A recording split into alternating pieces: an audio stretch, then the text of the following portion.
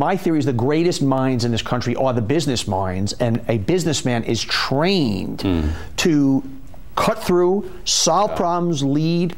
Would you have been a more effective politician had you started out as a businessman? Because I believe going forward you would have been.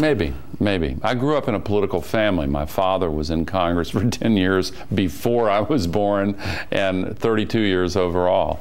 I think you do learn a lot of skills in the business world that are very useful for the kind of problem-solving efforts that government demands today. Specific policy question. You've talked about, if you had your wish list as this, there would be the CO2 tax, which basically let's replace the, and I know everybody said can't do, let's replace payroll tax with a gas tax. Not an increase, a shift.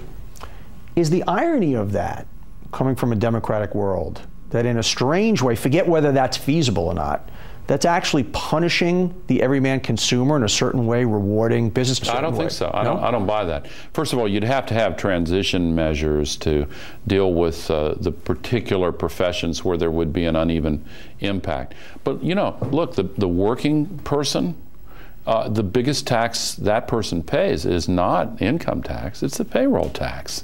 You get rid of the payroll tax, that encourages more jobs and better jobs. And then people make the rational adjustments that the CO2 tax would lead them to make. You know, and sitting in these traffic jams for 2 hours a day is no fun either. So, I mean, I really think, here's another point.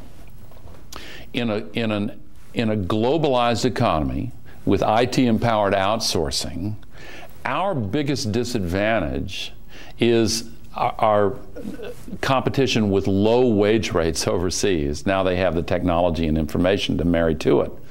Well, we don't want to lower the wages and salaries here, but why do we worsen that disadvantage by stacking on top of the wages all of the costs of the social welfare programs and health programs and retirement programs? It's really kind of odd to try to put that on the backs of salaries and wages in the first place. We should be encouraging work, encouraging jobs, and discouraging pollution and the destruction of the planet instead of the other way around. But in the economy, if you don't send an accurate signal to the market, if you don't price it in, if you take a huge big factor and take it completely out of the market and say this doesn't exist, then no wonder it's going to get out of control.